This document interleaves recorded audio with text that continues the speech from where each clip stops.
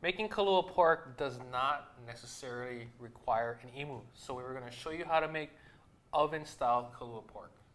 I think you might need to tell the viewers what an imu is. Good. Okay. So back in traditional Hawaiian times, they would cook in what is considered, it's called an imu. And what it is, it's a hole that they would dig in the ground, and they would line it with lava rocks that were hot. And then they would put banana stumps in there and banana leaves, and then they would lay in things like a whole pig. They would put lau-laus and stuff in there, and then they would bury it, and it would sort of pressure cook and steam cook and sort of smoke all at the same time. And then the next day, they would dig it up and unearth it, and then everything would be cooked. So, you know, if you don't have an imu in your backyard and access to lava rocks and banana stumps, we thought it might be fun to show you guys how to do this at home. Cool? Cool. All right, so I'm gonna have you be my assistant here, and the first thing I need you to do is go ahead and make diamond incisions into this. This is a boneless pork butt. So you're gonna make incisions, you're gonna go all the way, maybe go about a fourth of the way in, and you're in your, that's good. Now go and make even patterns about, that's perfect. The reason that she's gonna be doing these incisions is we're gonna be putting Hawaiian salt and liquid smoke in there, and then we're gonna rub it, and we wanna sort of help it start to penetrate. So now you just go the other direction. You can turn it a little bit if you want. Yep, perfect. So you defrosted this Yeah. pork butt? Well, this is a fresh pork butt we're using. Oh, okay. Yeah. And it's boneless. So, I mean, if you only can get, let me flip this over for you. Oh, thank you. This is a boneless pork butt. If you only can get a bone-in pork butt, go ahead and do the same thing.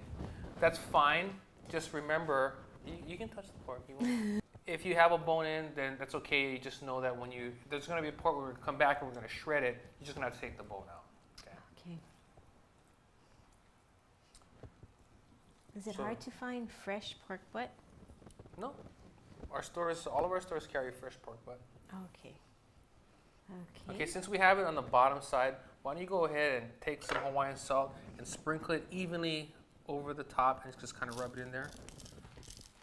Oops. A little bit more on this side here. Okay, that's good. And just kind of rub it. So you want to get it into the grooves. Ooh. Okay, now I want you to, you're going to take the pork butt and flip it over into this pan here. Okay, can you remove the bottom one? Okay, flip it over. Okay, Great. do the same thing? Yep. All right. Oops. So it's just really rub it in there. And now while you're doing that, I have the liquid smoke here. And I want to pour that on top here. Get it, push it right into the grooves. There you go. Now I'm going to add the liquid smoke here. Ooh, what is liquid smoke? Smoke that's liquid. This is a process that they're doing that they're actually getting the smoke. They're getting smoke. I'm not sure the methodology of this, but the smoke molecules are captured in liquid, and then you use it to give smoke flavor to things. So go ahead and try to rub and kind of come underneath and rub it. You're making me do this so you don't have to get your hands dirty. No, I would never do that to you. Okay, so that looks good. Now here's the thing. Some recipes you'll see people will take tea leaves and wrap them and then put foil on there, and you can totally do that if you have them. Banana leaves. Or banana leaves. The reason that we're not doing this is because I want to show that you can do a really great job if you don't have that leaves to work with. You're still going to come out with a great product. Okay. So now I'm going to take a piece of foil. We're going to cover this, and then we're going to put this in a preheated oven, 250 degrees, and we're gonna actually slow cook this for 8 to 10 hours. Okay. Wow. And what's gonna happen is all of the juices are gonna come together. It's gonna cook all the way through, and then we're gonna be able to shred it. Now, one thing I want to mention is when you put this in, when you put the pork butt in, notice we put the fat side up, and it's really important that you want the fat side up because as it's cooking in the oven, the fat will baste the pork. It'll baste the pork so that it maintains the juiciness that we want. Okay, so in the oven it's gonna go, and when we come back, we'll be able to take a look at the finished piece, and then we're gonna go ahead and we're gonna shred it. Great. Cool. So we've had this in the oven for 8 hours. And the way we tested to make sure that it was done is we pierced it with a fork, you want to, when you pierce it with a fork, like right in the center, it should the fork should just go sliding right in. It should not have to fight at all. And that's what No the term, resistance. right? That's fork tender. So when it's fork tender, you know you're done. If it, because ovens, you know, they vary a little bit. If there's any resistance, just let it go. And even if, let's say you went to 10 hours and it's still fighting, Let it go. let it go, okay? So now what we're gonna do is I'm gonna take the juices out. And the reason I wanna take the juices out is because I wanna be able to control what's happening when we start to shred, okay? So you want to be able to add moisture. Right, or because liquid a back lot of if that you need salt to. is in the broth, and if it's too salty, then you're kind of stuck, right? Here's what we're gonna do now. We're going to start shredding. So the process of shredding is we're gonna just start breaking it up and really, you know, letting all of the fibers come apart. We're gonna leave the fat in here. This layer of fat I want to keep in because that's gonna be where a lot of that flavor is. Now, if you want to, you can take the fat out, but You're just gonna we're gonna shred the fat. we'll work it right in there. So right here's a nice piece here. Go ahead and just really, using your fork, break Oh, it all up. really But it's really tender. tender. It's really, really nice and juicy. So you were just gonna keep working that. This is a lot of pork keone. Not for me. This is like 2 days. I'm done.